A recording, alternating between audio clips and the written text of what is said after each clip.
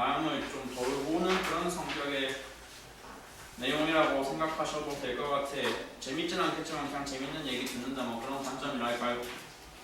그리고 원작 구조에 대한 약간의 합의 사항, 현재 물리학이 인정하고 있는 원작 모델이 정립되기까지의 과정을 그냥 간략하게 보여주는 식으로 진행을 할 건데, 일단 이거를 알고 있는 상태로 중간고사 범위는 설령 아니라 할지라도 화학 강의를 들으러가면 송인철 씨가 좋아할 거야.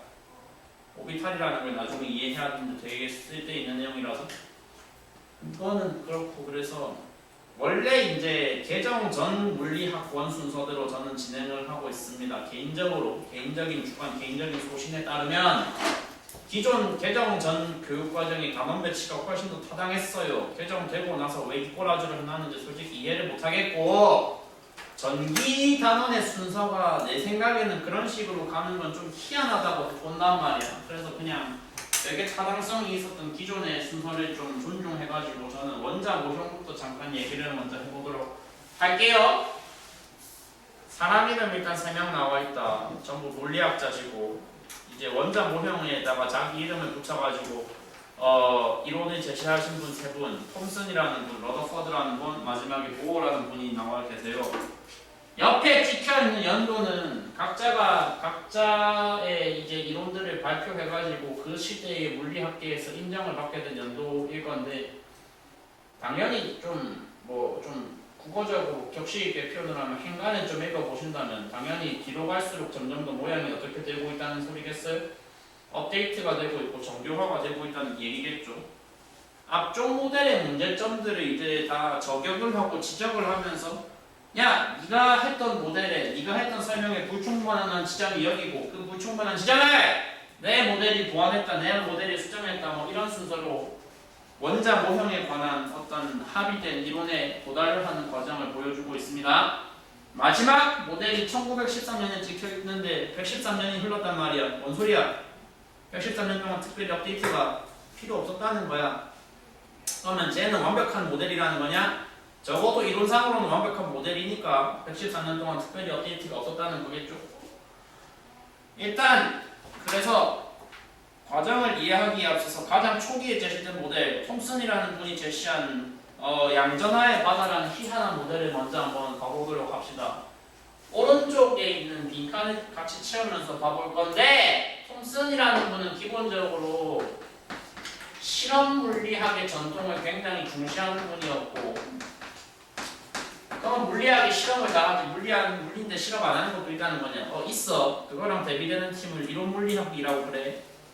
당장 거기 나와 있는 사람 3명 중에서도 앞쪽에 2명이 실험 물리학을 굉장히 중시하는 2명이었다면 전통이 바뀌는 시점이 딱 언제냐면 보어라는 놈이 아니고 분부터거든. 그때부터는 이제 실험 대신 그냥 수학과 말과 방정식으로 기술되는 물리가 지배적인 세상이 오게 될 건데, 일단 이 사람까지는, 톰슨 세대까지는 실험이 물리학의 거의 알파이자 오메가였단 말이야. 실험을 해봤어. 실험을 원자 하나를 갖고 왔어. 원자에다가 엄청나게 강한 에너지를 가해줬어. 원자의 에너지 레벨을 매우 높였단 말이야. 원자가 굉장히 강력한 에너지를 보유할 수 있는 상태를 만들었는데, 야, 원자가 억지로 바깥에서 에너지를 주입당했어. 주입당한 에너지가 계속 보유될 수 있을까? 유지될 수 있을까? 당연히 뭐가 될 거냐면 그게 바깥으로 방출이 될 겁니다. 언젠가는. 억지로 바깥에서 주입시켜준 에너지이기 때문에 지가 영원히 보유할 방법은 없어요. 방출을 반드시 해야 돼요.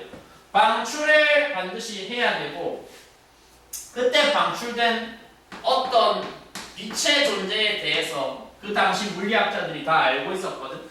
일단 사람들이 근데 그렇게 하면 빛이 방출된다 이것만 알았지, 그 방출된 빛이, 이 단어를 먼저 지우고 봐야 돼. 그 방출된 빛의 성격이 뭐냐, 성질이 뭐냐에 대한 지식이 없었단 말이야. 없었던 지식을, 그 정보가 부족했던 저 빛에 관해서 연구를 좀 각자 보고 제대로 해보기 위해서 톰슨이라는 분은 한번 그 빛을 갖다가 전기장을 걸 수 있는 파이프에다가, 전기장을 걸 수 있는 관원에다가 넣어봤다 이겁니다. 넣어봤다. 전기장을 걸었다라고 지금 표현이 나와 있어요. 그래서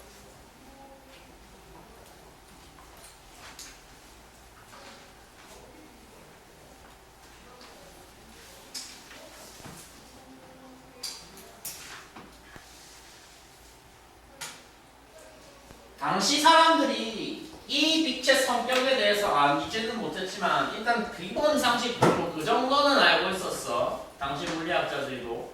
전극에는 플러스 극이라는 것과 마이너스 극이라는 두 종류의 극이 존재하며 거기서 마이너스 서로 같은 극끼리는 밀어내야 하며 플러스 마이너스 다른 극끼리는 당겨야 한다는 정도의 상식을 갖춘 시대였단 말이야.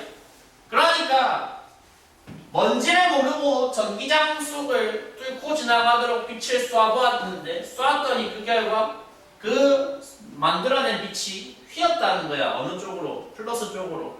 그러면 아직은 저 빛의 존재와 저 빛의 성질에 대해서 지식이 충분치 않았던 시대라고 할지라도 저 실험 결과를 목격했을 때 적어도 뭔 알 수 있겠다는 거야. 얘가 마이너스 전하의 성격을 굉장히 강하게 띠고 있구나. 아, 그래서 지금부터 얘를 뭐라고 불러도 되겠구나. 음극선이라는 명칭을 지금부터 부여해도 되겠구나라는 것을 실험으로 알아냈다는 소리다.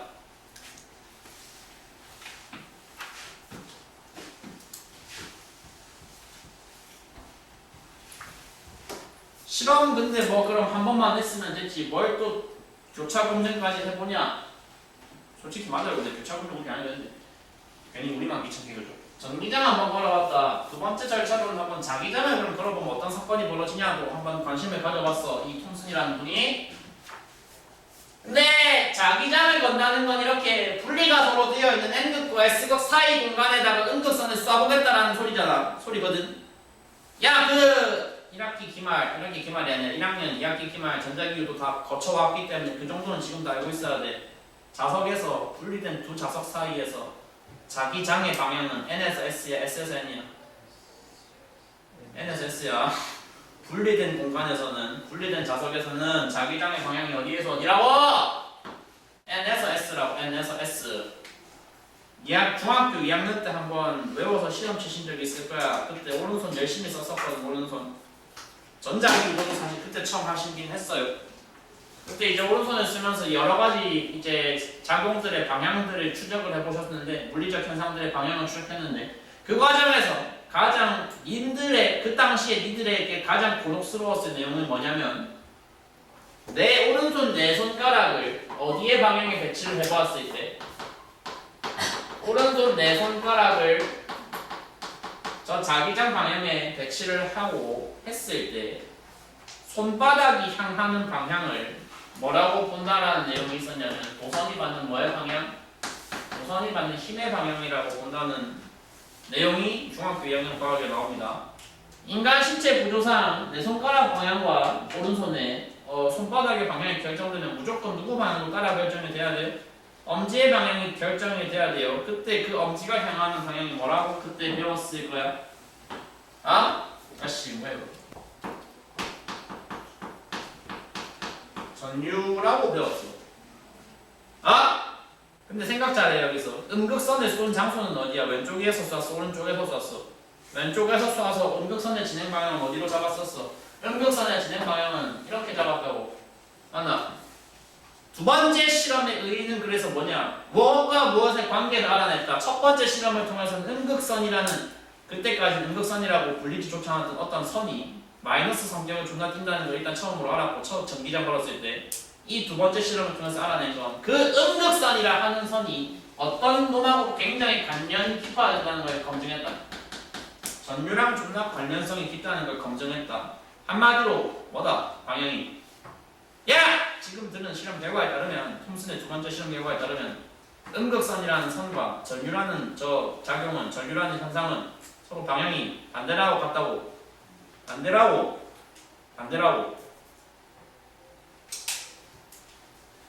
반대다.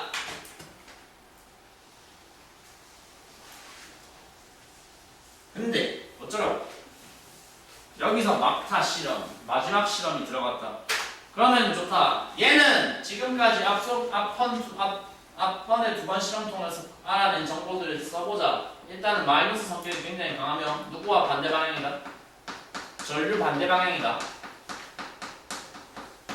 검증하고 싶었던 마지막은 뭐였냐면, 이제 니네가 점점 학년이 올라가고 나이가 올라가고 있기 때문에 이 직관이라고 하는 단어가 무슨 뜻인지는 사실 다 알 거라고 생각을 하거든. 보통 이제 뭐 시험 공부할 때 직관은 그가 특히 과탐에서는 그렇게 좋은 의미로 쓰이는 단어는 아니야 사실. 내가 뭐 어떤 문제를 풀어야 될 때 특히 생명과학이 되게 많이 나오는 케이스인데 이 경우 한 4가지 정도 분류를 해야 돼. 4개 중에 맞는 게 한 개밖에 없어. 거기서 소위 말하는 찍기를 하라는 게 사실 보통 과탐에서의 직관이거든. 뭔가 가장 답일 것 같은 경우를 그냥 탁 찍어라 이런 거.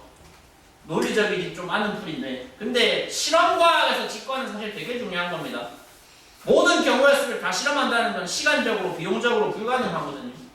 직관이 굉장히 민감하게 발달을 해 있어야 되고 해 있었다고 과거 물리학자들은 뭔가 톰슨의 직관에 따르면은 내가 이렇게 성의를 가져서 성의를 듬뿍 담아서 연구하고 있는 이 어디에서 나왔던 에너지를 듬뿍 먹여줬던 원자에서 방출된 저 음극선이라는 건 왠지 근거는 모르겠지만 왠지 내 느낌상 내 직관상 뭐가 꼭 있어야 될 것 같다라는 강한 어떤 확신이 들었다.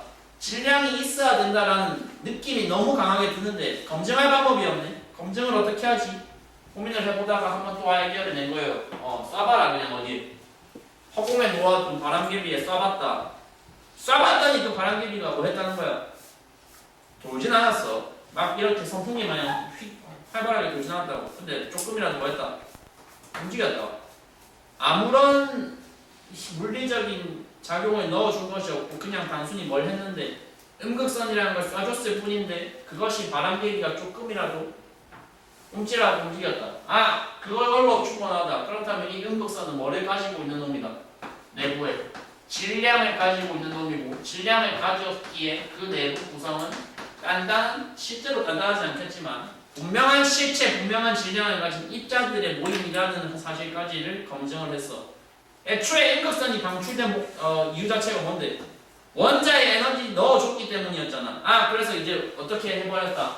이게 원자에 존나 많이 들어있다라는 결론으로 들어갔고 이때까지만 해도 사람들이 뭐에 대해서 이름이 없었냐면 뭐에 대한 개념이 아직 인류에게 잡혀있지 않았냐면 전자라는 입자에 대한 개념이 그래서 잡혀있지 않았거든. 전자가 뭔지도 확립이 안 되어있던 시절에 앞선의 3번 실험을 통해서 교차 검증을 통해서 이분이 제일 처음으로 도입을 한 거야. 누구의 이름을? 전자라는 입자가 있어야 된다.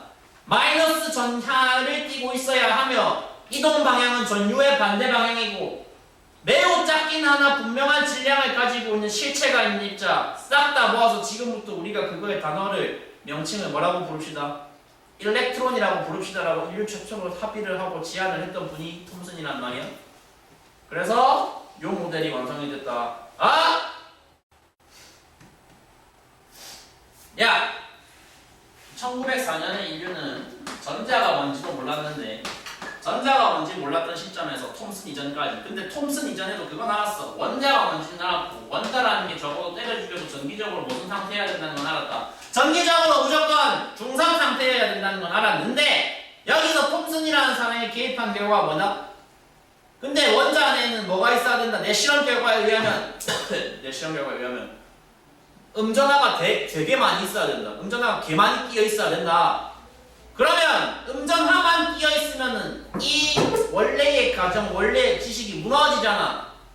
야, 이거 어떡할 거야? 네 실험 결과는 동일하겠다고. 네 실험 결과는 존나 말되는 거 괜찮은 거 알겠는데 음전하만 있으면 안 되잖아. 그거 어떡하죠? 교수님 뭐 이렇게 물어봤겠죠. 사람이 어떤 일을 할 때는 다 마찬가지인데 예를 들어서 내가 시험 준비를 해야 되는 과목이 뭐 국어, 영어, 수학, 과학이야. 모든 에너지와 모든 칼로리 다 수학에 쏟았어. 수학이 1 떴어. 나머지가 다 4 떴어. 좋은 건가? 근데 솔직히 그래도 대학 갈 수 있다던데. 수학에 떠 과학 가지 말라는 건 아닌데 수학에 떠도 돼. 수학에 뜨면 대학 간대. 됐고. 그래서 사람이 어떤 일을 해야 되는데 몇 가지 동시에 몇 가지 과업을 태스크를 동시에 처리해야 되는데 한쪽에 너무 몰빵을 하잖아. 아무래도 인간 특성상 뭐 할 수밖에 없어요. 나머지는 좀 소홀할 수밖에 없어요. 야, 지금까지 말 들은 거 종합을 해보면 이 톰슨이라는 사람의 모든 업적은 어디에 몰빵돼 있는 거야? 인류 최초로 이걸 밝혀냈다는 거야. 몰빵돼 있는 거야. 뭐 전기 중성 지켜야 된다. 그러니까 안쪽에 뭐가 있어야 된다. 플러스 반대 방에 전하를 띄고 있는 뭔가가 있어야 된다는 건 뭐 그래 그렇겠지 알겠는데 솔직히 이 정도 밝혀냈으면 난 할 만큼 한 거라고. 솔직히 위에 저거는 그냥 알바노라고 하면 되거든. 진짜 알바노는 아니고. 아무튼 에너지를 이미 여기 많이 좀 왜곡하고 있어. 그리고 왜곡이 에너지를 많이 썼기 때문에 다소 뒤쪽은 조금 그렇게 섬세하지 못하게 마무리가 됐어. 대충 뭐가 있다고 치자. 양전하를 가지고 있는 가상의 공간이 대충 있다 치자. 그럼 뭐라고 치자? 바다라고 치자. 내부가 뭔 상태인데요? 비어있다. 뭔지 나도 모르겠다. 니들이 밝혀내라. 뭐 이렇게 된 거야. 양전하의 바다라는 모델이 그래서 그렇게 성립을 했어. 일단 중요한 건 뭐가 있다. 이 사람 모델에서는 중요한 건 전자가 존나 많다. 전자가 많고 이게 그래서 약간 느낌이 뭐냐면 솜사탕이라고 해야 될지 아니면은 뭐 구름이라고 실제 구름이라는 단어도 써요. 전자구름 뭐 이런 단어를 쓰는데 아무튼 이제 원자 내부는 대부분이 비어있고 아무튼 중요한 건 음전하를 띄고는 전자라는 게 있어야 된다라는 게 저 사람 모델에선 제일 중요한 거였습니다. 좋다! 근데 제가 이건 정확히 모르겠는데 밑에 두 분은 노벨상 받은 거 확실한데 톰슨이 받았는지는 확실하지 않은데 받았겠죠 아마. 받았다 치고 그 상태로 이제 노벨상을 설령 못 받았다 할지라도 전 세계 물리학계 인정을 받으면서 대략 시간이 몇 년 정도 흘렀어.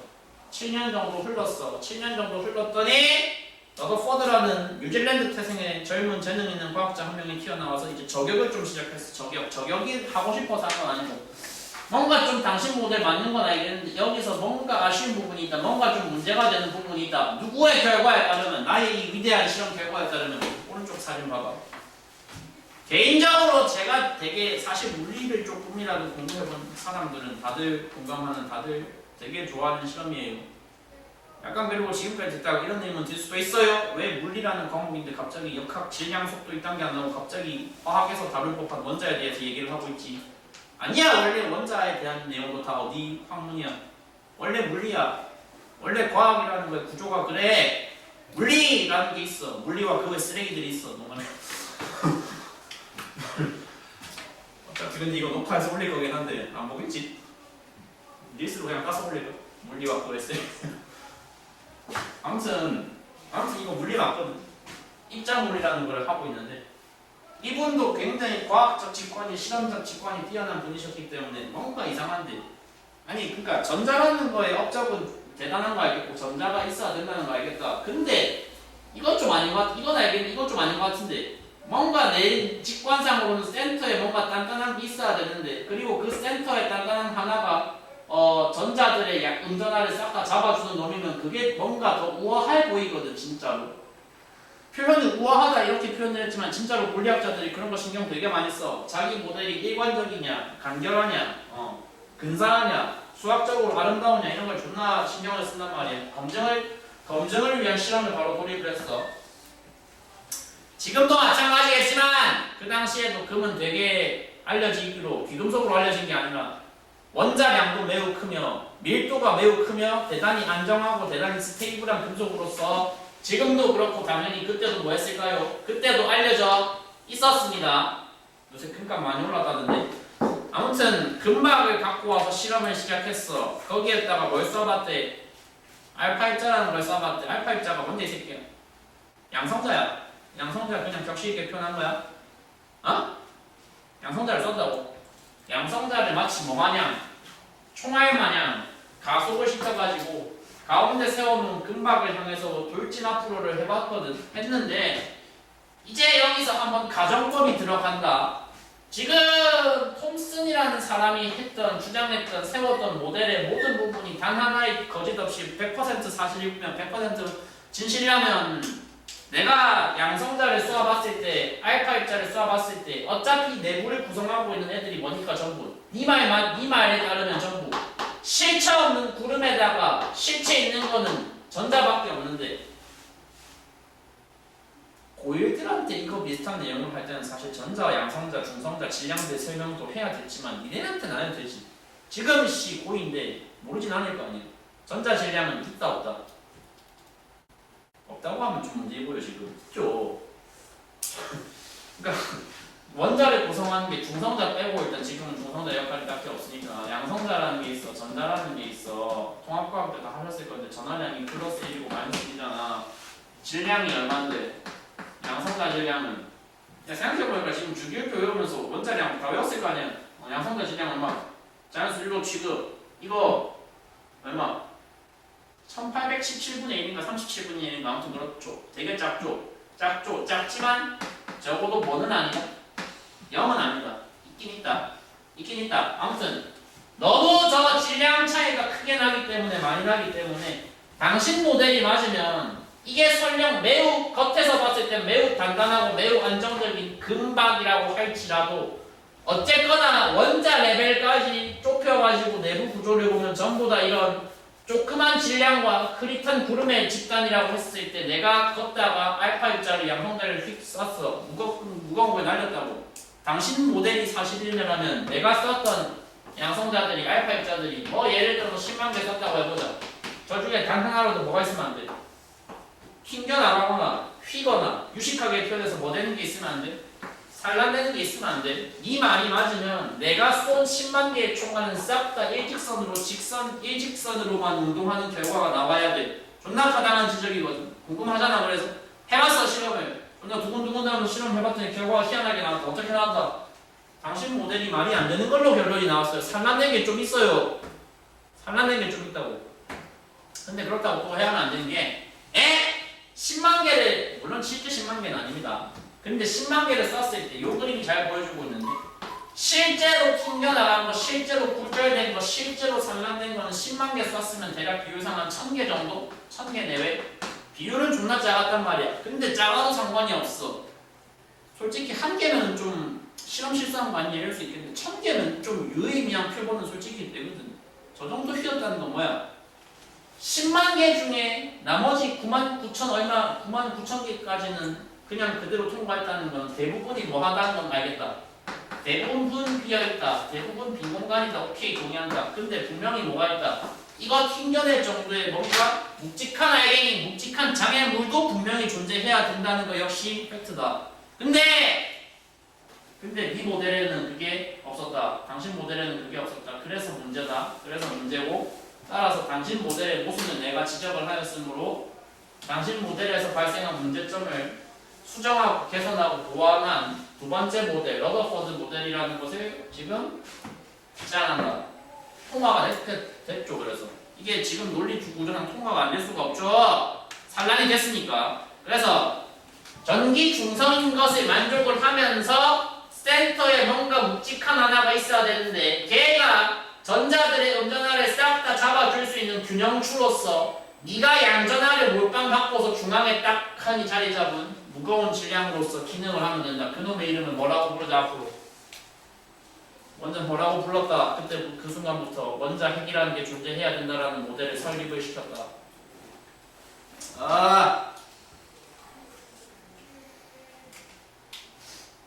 야, 그러니까 사람이 업적을 여러 개를 하려다 보면 업적작을 여러 개를 하려다 보면 한 군데 신경을 몰빵하면 한 군데 좀 토로할 수밖에 없다고 계속 얘기하고 있단 말이에요. 뭔가 지금 실험적으로 논리적으로 아주 근사하고 맞는 타당한 소리에 타당한 과정을 거쳐서 두 번째 모델이 나왔거든. 문제가 있어. 큰 문제가 있었어. 좀 이제 눈치가 빠르면은 첫 번째 모델과 두 번째 모델 사이 시차가 7년인데 두 번째에서 세 번째까지 꼴랑 2년이거든. 이게 뭐 학술지 발표를 하고 동료평가 이런 거 받고 하는 과정까지 감안하면 사실상 1년 만에 저격을 존나 당했다는 거거든요.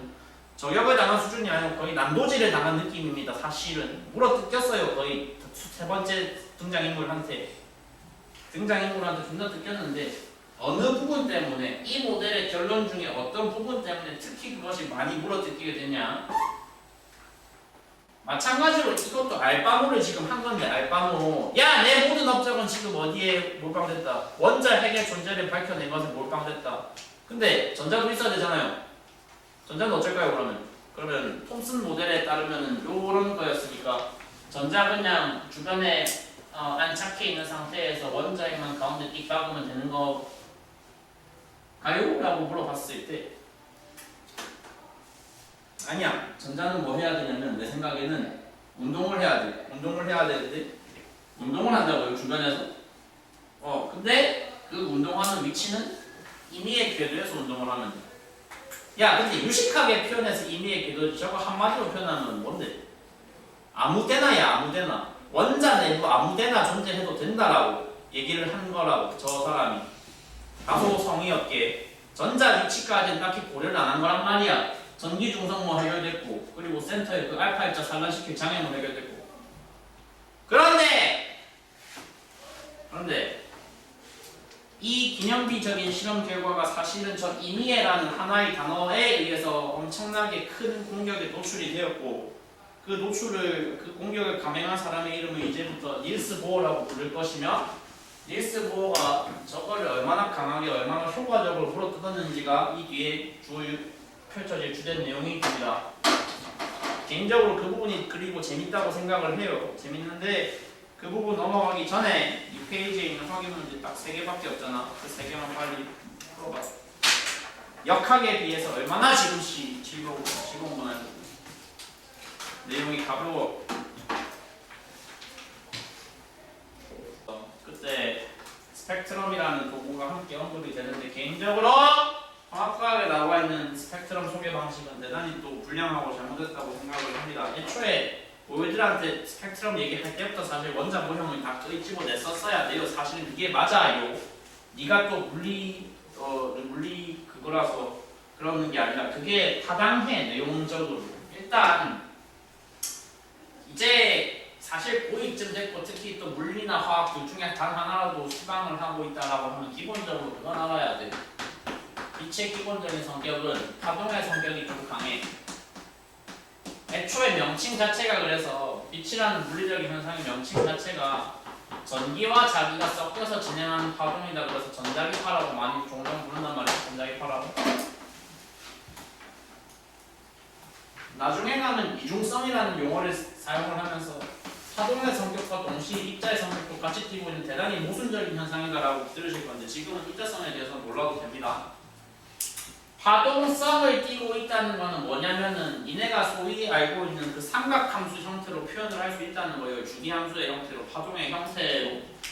그래서 일정한 이런 패턴이 일정한 주기를 가지고 도장 찍듯이 반복되는 일종의 함수로서 빛을 설명을 할 수가 있는데, 저 하나의 길이의 한 단위의 가로 길이를 우리가 뭐라고 부른다? 전문 용어로 파동의 단위 길이 한 단위의 가로 길이를 전문 용어로는 파장이라고 부른다. 파장. 영어로 웨이브랭스라고 부르는 값이고, 길이 값이니까 기본적으로 단위는 뭘 쓰겠어? 얘도 미터를 써. 기호학계만 알고 갈게. 앞으로 파장이라고 하는 놈은 사람 인자 뒤집어 놓은 한자 그리는 거 마냥 이렇게 그리고 읽을 때 람다라고 할 거야. 람다.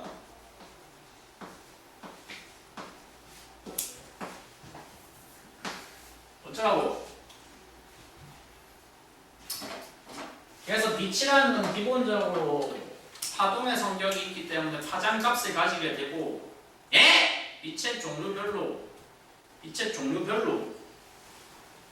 파장을 기준으로 빛을 쫙 분류를 할 수가 있는데, 주로 우리 눈에 보이는 가시광선들을 그 파장값을 기준으로 근거로 쫙 분광기에 넣어서 프리즘에 넣어서 파장 대역별로 흩어놓은 띠를, 그 예쁜 띠를, 그라데이션 나타나 있는 띠를 뭐라고 부른다?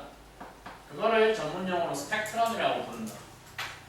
야, 이거 통과 때 다 해봤지? 스펙트럼 종류 크게 큰 집단으로 쪼개면 무슨 집단 있어? 연속 스펙트럼이라는 거랑 그거 반대되는 집단이 선 스펙트럼이라는 게 있어.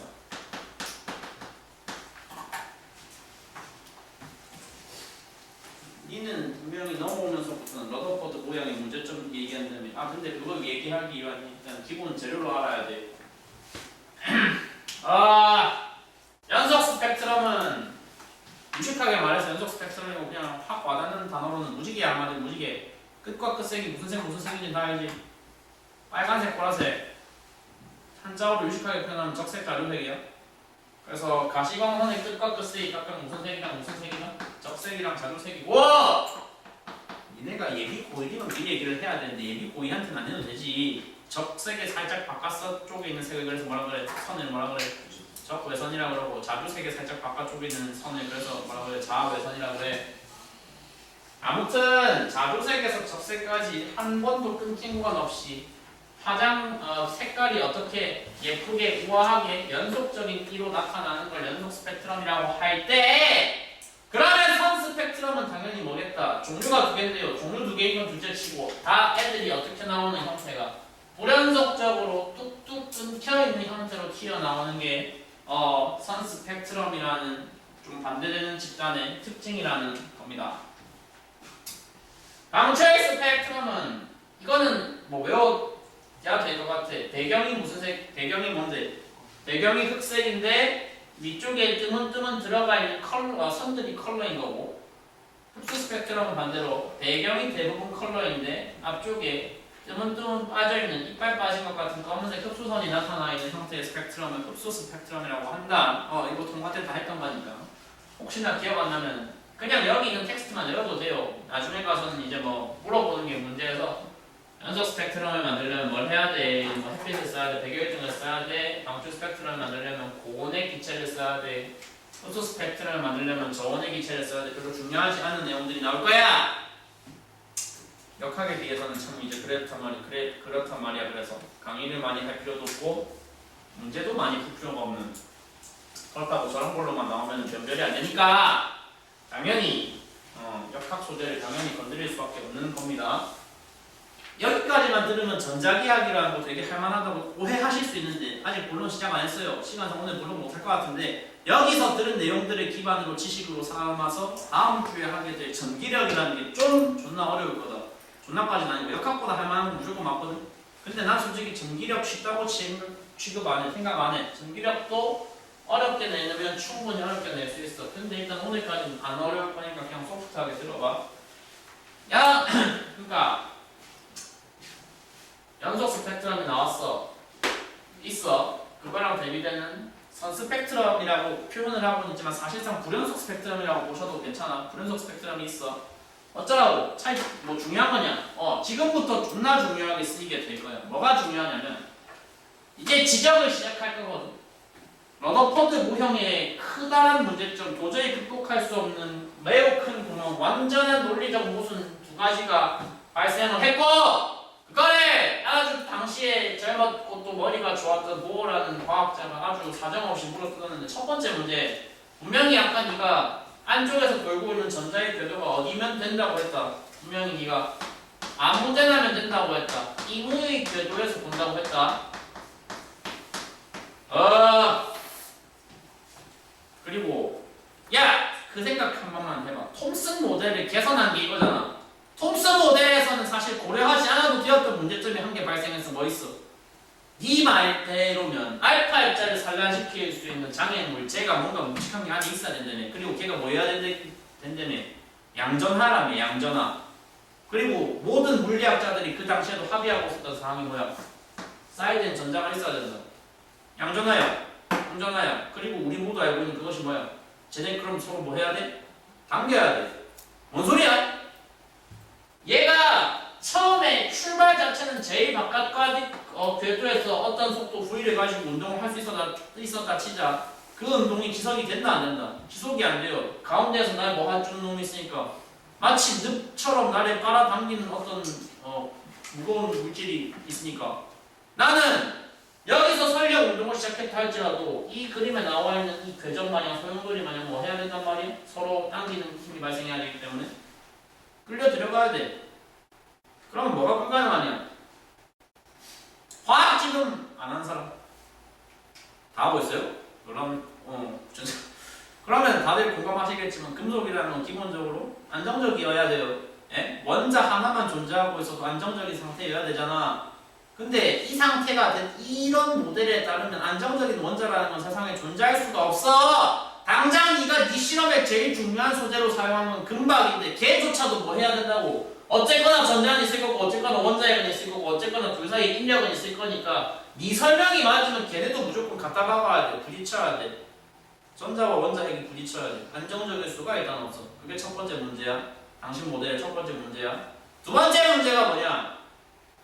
역학적 에너지 보존이라는 건 사실 상시적으로 지켜지는 법칙이 맞게 아니게?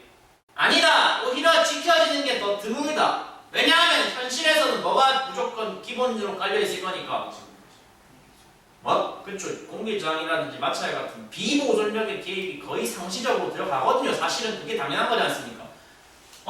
입자, 이렇게 작은 입자의 세계에서도 얘도 마찬가지란 말이야. 물론 얘가 공기 저항에 영향을 받는 건 아니겠지만 얘가 아까 그리고 전자 질량이 있는 건 다 인정하셨으니까 원래 장전되어 있었던 운동 에너지가 있었어. 그 운동 에너지가 유지가 된다고 안 된다고? 현실에서 그런 거 불가능해.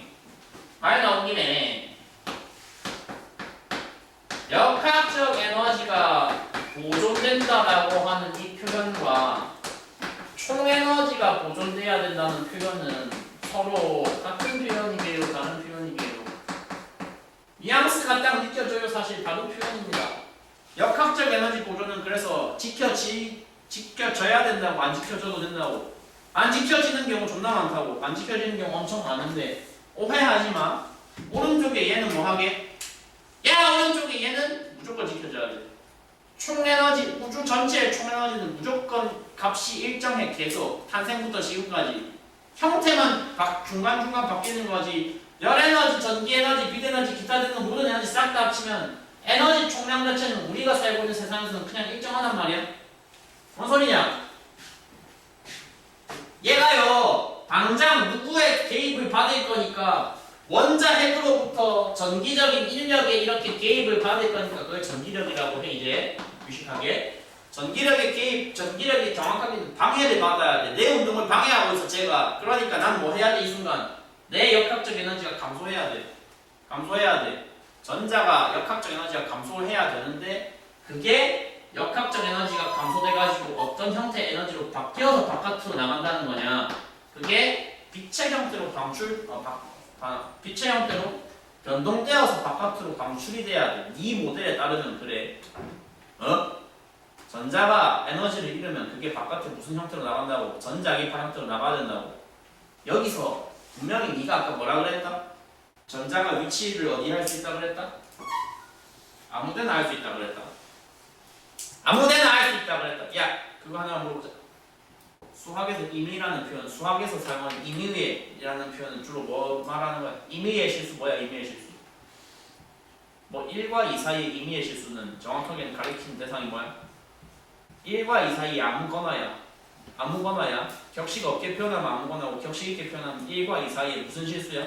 연속적인 모든 실수를 가리키는 표현이야. 네가 아까 임의의 격을 했어. 뭔 소린데?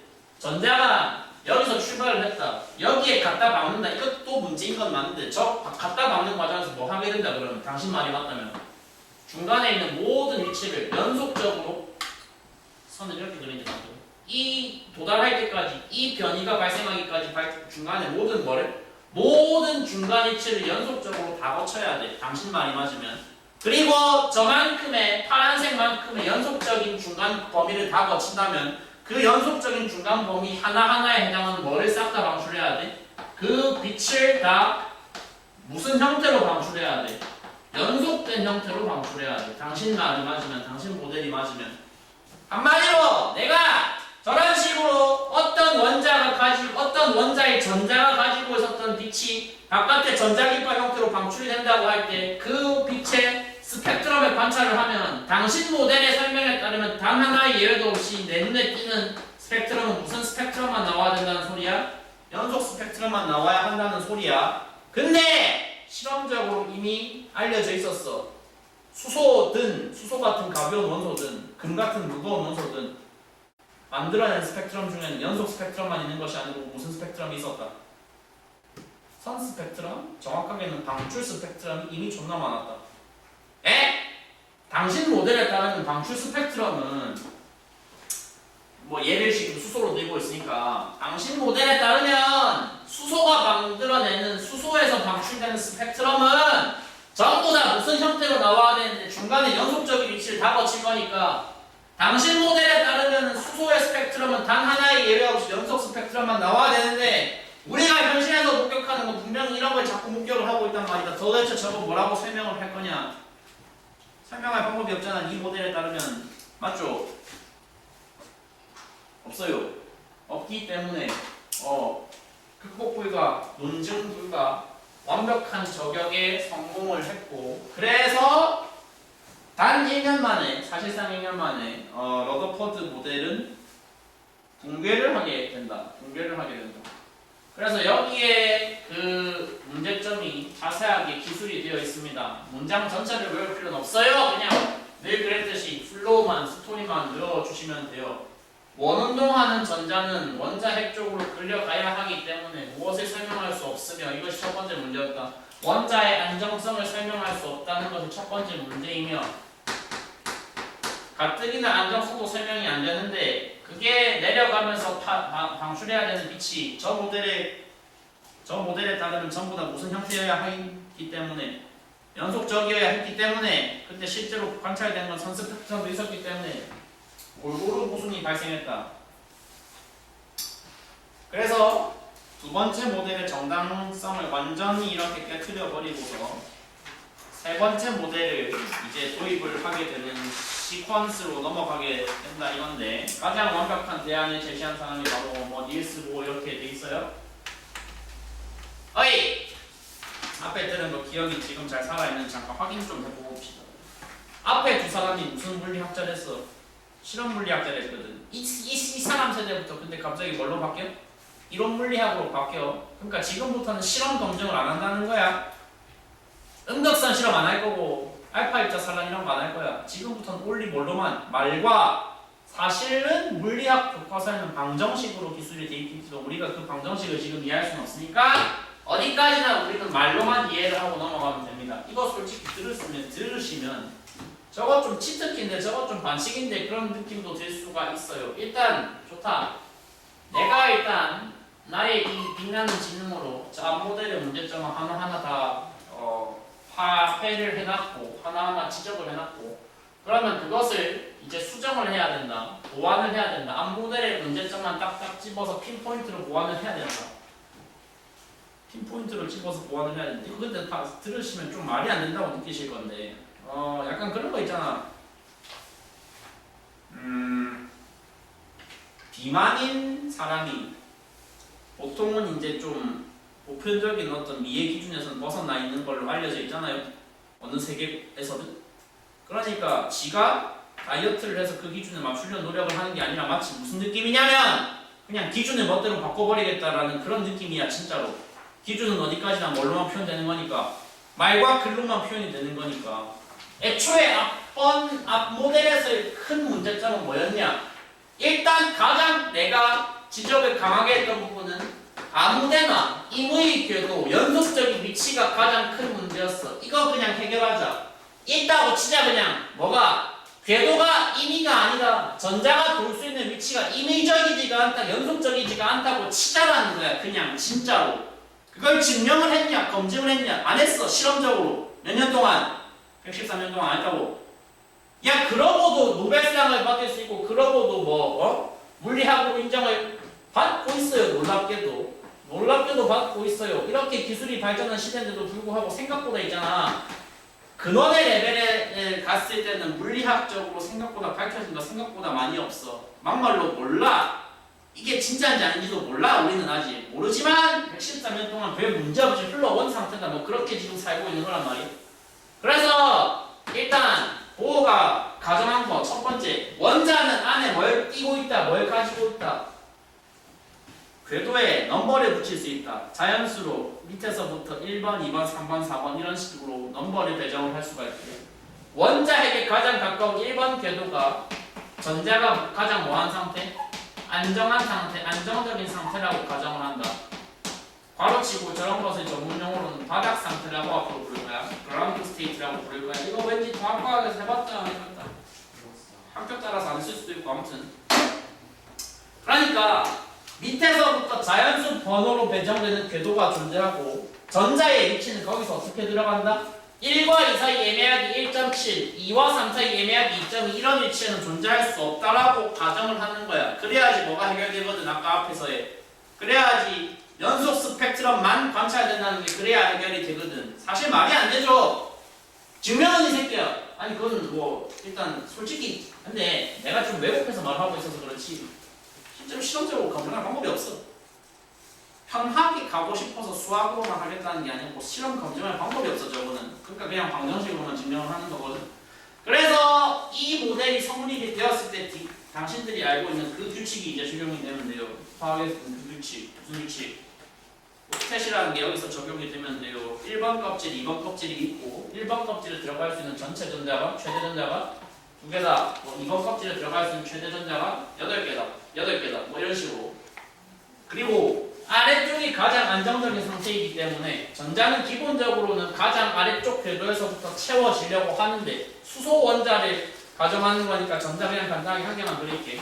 그 전자가 외부에서의 에너지 사정에 따라서 어떻게 될 수가 있느냐, 아래쪽에 있다가 위쪽으로 점프하는 것이 가능하며 혹은 위쪽에 상대적으로 높은 에너지를 보유하고 있다가 밑으로 휙 내려오는 것이 가능하다. 저렇게 전자가 궤도를 왔다 갔다 갈아타는 현상을 전자의 전이라고 부를 것인데, 아까 앞에서 관찰되었던 그 불연속적인 방출 스펙트럼이 어떻게 관찰이 되는 거였다? 전자의 궤도가 비교적 더 높은 위치에서 낮은 위치로 내려오면서 지가 가진 에너지를 주변에 나눠주면 그것이 바깥 세계에서는 방출 스펙트럼으로 관찰이 되는 것이고, 예를 들어서 낮은 상태에 있던 전자에게 외부에서 에너지를 억지로 공급을 했을 경우에 1번 껍질에 있었던 전자가 위쪽으로 점프하면서 전이를 할 수가 있는 이런 경우에 바깥에서 봤을 때는 무슨 스펙트럼이 관찰되는 거다? 흡수 스펙트럼이 관찰되는 거다라고 깔끔하게 사실은 정리를 해버렸어요. 깔끔하다는 건 어디까지나 말만으로 깔끔하다는 거고, 솔직히 검증은 안 했다. 아직도 안 하고 있다. 못 하고 있다. 정확하게.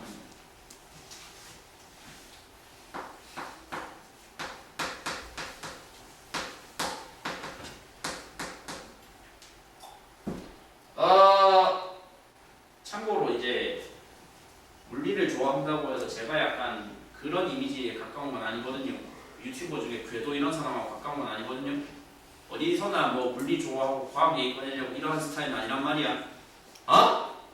그러니까 그나마 공부로서 대하기에 어려운 내용들 중에서는 그나마 스토리가 가능하고 그나마 재밌게 들을 만한 부분이니까 하는 거거든. 잘 좀 들어봐.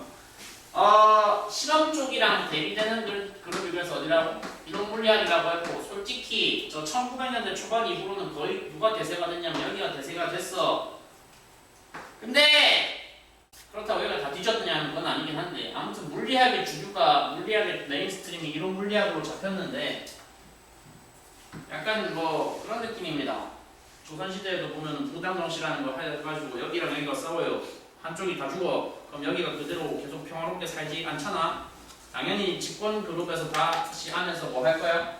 분파가 또 나뉠 거거든. 이론 물리학 안에서도 크게 두 개의 계보가 그래서 성립을 하는데, 각 계보의 대표적인 학자들 이름이 외울 필요는 없지만 한쪽이 부호고 다른 반대편에 있었던 사람이 그 유명한 이제 아인슈타인이라는 분이 나오게 되고, 한마디로 일단 양쪽 다 싸우긴 싸웠지만 둘 다 뭐는 아니다는 거야. 실험 검증 안 했다는 거야. 순전히 말과 방정식으로만 싸웠다 이거야. 양쪽 집단이 가장 강하게 밀어붙였던 이론의 이름이 뭔지까지는 근데 아실 필요가 있어. 이 사람이 가장 인생을 걸고 밀어붙였던 이론이 뭐야? 야, 단어는 알아야지. 상대성으로.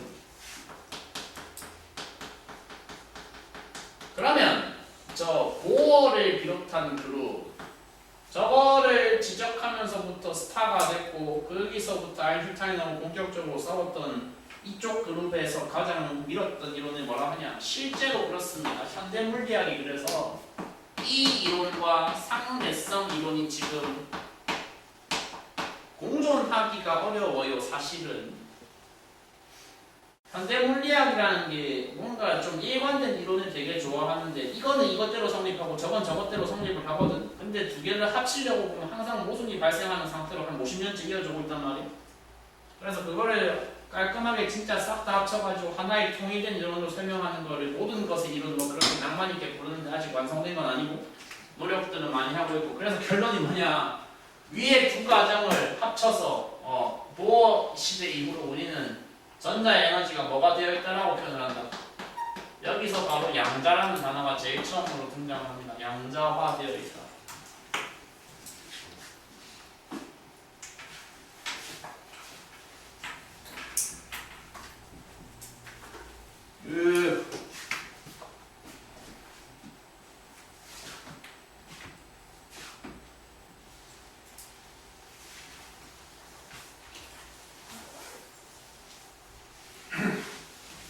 난데없이 뛰어든 이 궤도라는 아이템 덕분에 그래서 어디까지나 표면적으로는 모순이 발생하지 않는 안정적인 원자의 상태, 안정적인 전자의 무슨 상태? 궤도 운동을 부정할 수 있게 됐거든.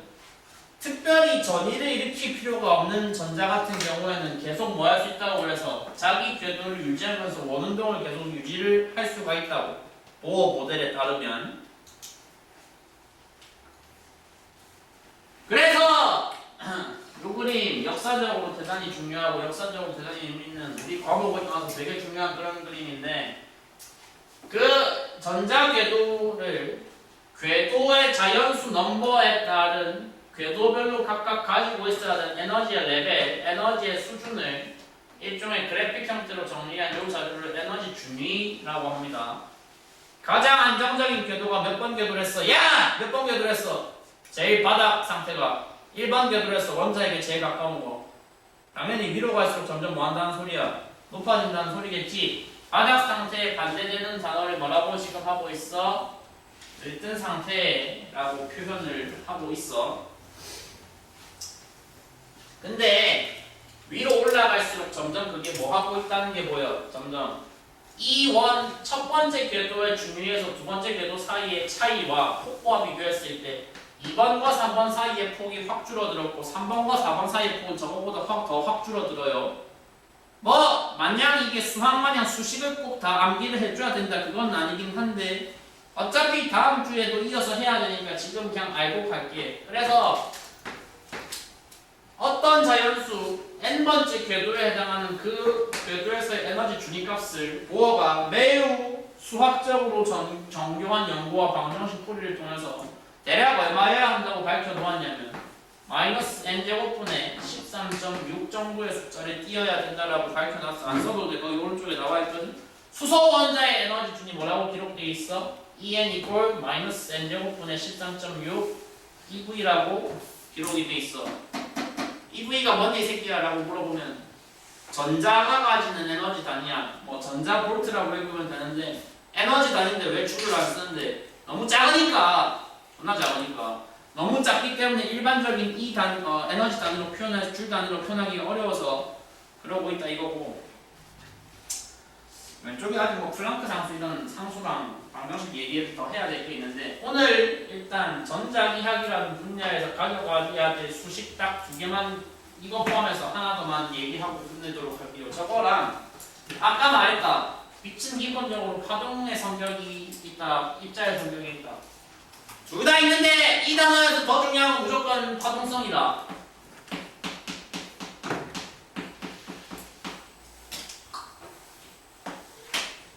어이 고1쯤 됐으면 그 정도는 그냥 상식으로 소통해도 될 것 같은데 빛의 속도는 변해 안 변해? 일정의 불변이야. 그 일정한 값을 뭐 대략 3억 미터 per second라고 하는데 보통 기호로 상수 뭐라고 잡아? 보통 상수 C라고 잡아. 어이 그러니까 마지막에 가서 이제 슬슬 갈 쓰니까 천천히 어쨌거나 값이 존나 크긴 해도 속도라고 본질이 속도. 항상 하는 말 또 할게. 물리니까 지금 뭐가 중요해? 단위가 존나 중요해. 단위. 속도니까 단위가 뭐겠어? 크다고 해도. 그치 기본 단위 스킬이 미터 퍼 세컨드 이거야. 지금부터 이 순간부터 현대 물리에서 광속을 기술하는 방법 굉장히 중요한 수식이라고 할 것도 없어. 되게 간단하니까 표현 한 번만 한 개만 알고 오늘 끝낼게요. 광속은 빛의 속도는 무엇과 무엇의 곱으로 구성이 되어 있냐? 빛의 파장과 빛의 F로 표현이 되어 있다. 잡혀있고 관계가 잡혀있다. F가 뭔데 임마? 라고 물어보면 난 솔직히 고2 영어 단어라 고2라는 이 정도 영어 단어는 기본으로 또 알고 있어야 된다고 생각해. 평소에 내가 이거 보통 과목으로 잘난 척하는 소재가 사실 거의 대부분 영어잖아? 혹시 난 이 자리에서 앉아 계신 분 중에 프리퀀시라는 영어 단어가 무슨 뜻인지 모른다 손. 영어학원 바꿔? 아닌가? 단어장을 바꿔? 워드마스터를 외워? 프리퀀시 모른다? 스타벅스 말고 아는 새 뭔데? 뭐? 그래 주기라는 단어가 제일 좋고 혹은 주파수라는 단어도 좋다. 말했었나?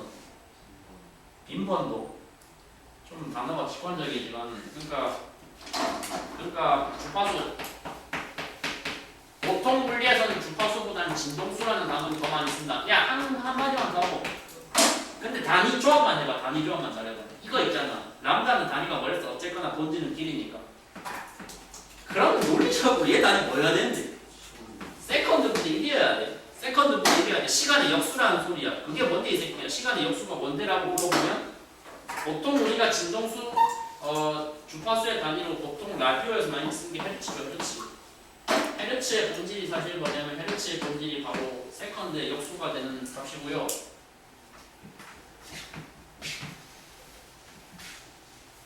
헤르츠의 본질이 세컨드의 역수고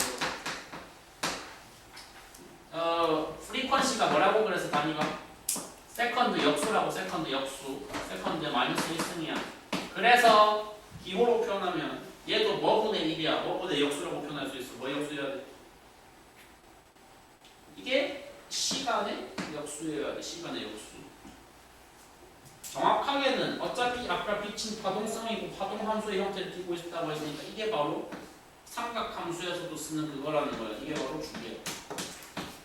그러니까 오늘 마지막으로 가져가 주시면 되는 관계는 누구랑 누구의 관계? 진동수와 주기의 관계. 진동수와 주기는 본질적으로 서로 뭐다? 본질적으로 서로 역수다. 알았나?